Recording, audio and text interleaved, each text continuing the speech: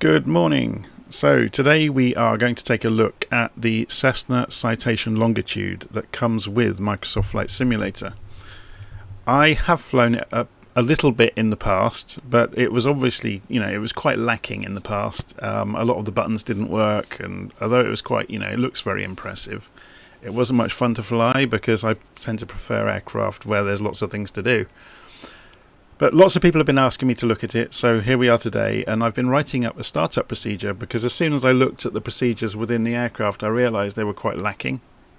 So I've gone back and looked at it and written up procedures, and I will put a link in the notes to the notes I'm going to follow. So I'm going to follow through them. They may not be absolutely correct, and part of the reason for that is when you load the aircraft into the simulator, by default, some of the states of switches are already in the right places where you wouldn't expect them to be. So where that has occurred, I have missed it out of the sequence. So we'll get the usual kind of people that strive for accuracy that will be saying you didn't check this, that and the other. That's on purpose. Okay, so let's go and get inside the aeroplane. For the first thing we are going to do, we're going to use keyboard shortcuts, and they are marked in the notes about how to get there, to use the default views to move around the airplane as we do everything. So first of all, we press Control 7, and we're going to go and turn on the LBAT and RBAT switches, which will provide electrical power and power up some of the avionics. You'll see in a few moments the screens will boot up and begin their initialization sequence. Okay, if I could talk today, wouldn't it? Okay, so the next thing we do is press Control and 9 to go overhead while that's happening, and we're going to turn the emergency lights to armed, and we're going to turn on the recognition lights outside just to let the ground crew know that we're in the aircraft and starting to work on it. Then we go down to the center pedestal, so Control and 5 to do that, and we're going to turn the APU to start, and it will flick back to on all on its own. And on the panel here, you will see at the bottom right, you'll see the condition of the APU. You can also get to that panel by pressing Control 1, which centers you up on both of the primary flight displays, which is quite handy. So we wait for the APU to come up to speed.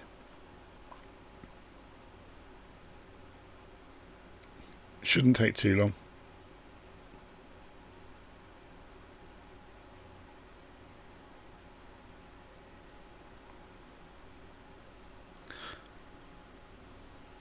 And then once it's at speed, we go Control. Now, have I got the views right here? No, I've not got the view right in my instructions. 6, 7, here we go. So we need to make sure now that the standby power is on. If we don't, you'll notice a standby power warning was there. It disappeared. Also, you don't get the standby attitude indicator unless the standby power is on. Okay, kind of makes sense, doesn't it? Okay, so primary flight displays, so Control 1. We've monitored the APU. We set the barometric pressure now, so now we can see this. We can press B on the keyboard as a shortcut. The other way of doing this is you would obviously contact the tower, get a METAR report, and that would tell you the setting. And you can use the barometer knob up here to change the setting of the barometric pressure for the altitude readout. Set the flaps to takeoff, which will be flaps 1. So if we look outside, the flaps actually move quite quickly, so I'll just cycle that again. So the electrical power from the APU will obviously let us move the flaps. We now need to trim the vertical stabilizers, so there is a setting here.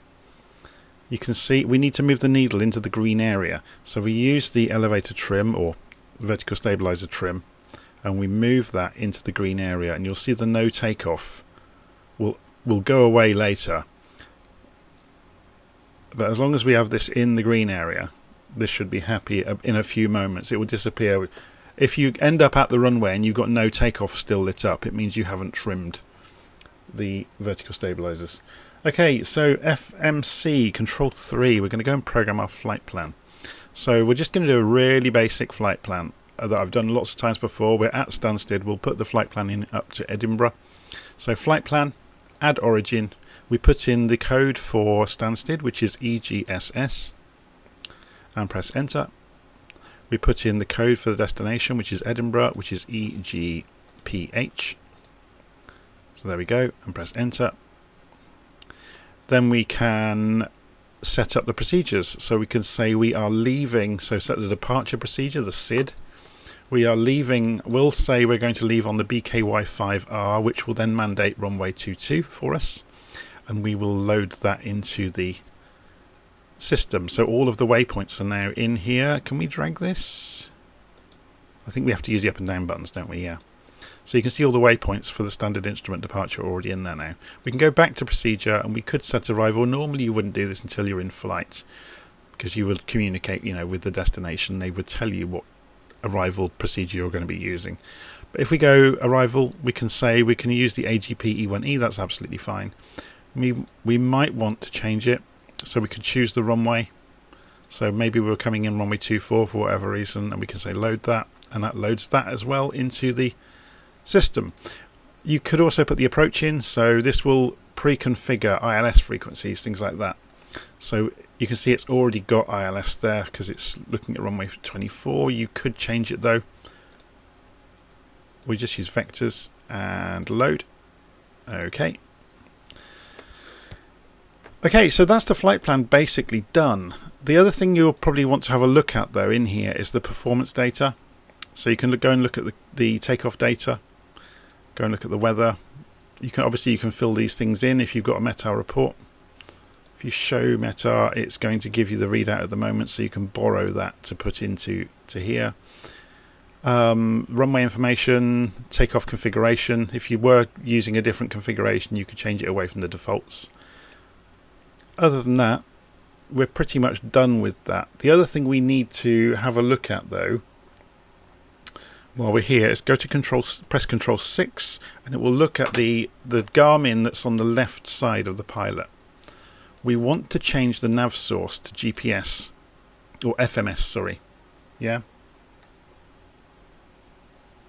And it's worth having a look at the speed bugs as well, because we can turn on the speed bugs, which will then highlight on the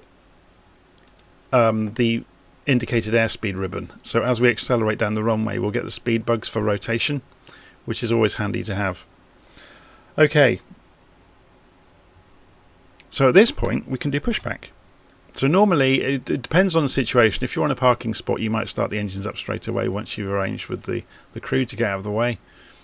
But normally you wouldn't start the engines until during pushback or after pushback. So we're just going to sit here today. We've got no need to push back, so we're going to go and start the engines. So we press Control 5 to look at the pedestal. There are covers over the engine run stop switches. So we can do the right engine first, for example. It doesn't matter which way around you do them. So you set the run stop button for the right engine to run, recover it, and then hit the start button. If you look up at the primary flight display, you will see the numbers coming up. So you can see ignition mode and start showing on the right engine. So we'll wait for the start indication to go out. So N2 is the gas turbine, N1 is the turbofan. So it's a fully automatic start. Look, it just does it all on its own. So then we come back down once we've done engine number 2, and we do engine number 1. So we put it into run mode, cover it, and then start the engine. And in the same way, you will see the numbers come up now on. So there's the gas turbine, it's doing ignition, the fuel will be injected automatically. So oil temperature's coming up.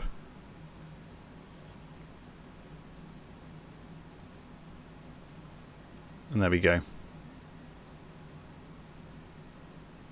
So you can see the inter-turbine temperature, I think ITT stands for. So it's the temperature in between the turbine blades. Okay, so engines are running. What do we do next? I'm just going to scroll down through my instructions. So APU can go to off. So we come back down to here. We can turn the APU off. As soon as the engines are running, they generate, and the cross feed for electricity is transferred straight over to them automatically. We don't have to worry about it. So APU goes to off, and we're ready to taxi. So when we're ready to taxi, we have to go back over to the lights overhead. We will go and turn on the taxi light. and taxi out to the runway. We could put the anti-collision lights to on at this point. And once we get to the runway, we'll put... I'm going to do it now, but normally you wouldn't do this till you get to the runway. You'd go and put the landing lights on. Notice when you do that, the recognition light comes off automatically. Okay. So for commercial traffic, there's a general rule that you keep the landing lights on below 10,000 feet. Once you get above 10,000 feet, you would maybe switch over to recognition lights. Okay, so we're ready to go. I'm just going to zoom this map, so let's get rid of this out of the way. So the left-hand knob here will control the zoom. So we're going to zoom out slightly just so we can see the route a little bit better. Okay, so off the parking brake, start rolling. So I'm just easing the throttle forwards so we are rolling. I'm going to sit up in the seat so we can see everything that we might run over. I'm going to slowly roll out to the runway. So something we haven't done is go and pre-configure the master control panel. So you would go and set that for your climb out. So we're going to set it for 10,000 feet just today. It goes in thousands unless you click it. It's a shame there's no indication if it's in thousands or hundreds mode, which is a bit of a shame. So we've set our target altitude on the master control panel for the autopilot. We can go and set the heading bug as well. So we're taking off runway 22, so we'll go and set it to 220 degrees, which is going to take forever unless I let go of this steering, which I'm not about to do. So we'll just put up with it going extremely slowly around the edge of the compass. I went the wrong way really, didn't I? Anyway, it doesn't really matter. I've got plenty of time. There we go, so 180, 190, 200 degrees, and 222 is about the runway direction. Anyway, so that's really, we're not going to be using heading mode, we're just doing that as a backup really. So when we take off, we will fly the first few thousand feet by hand.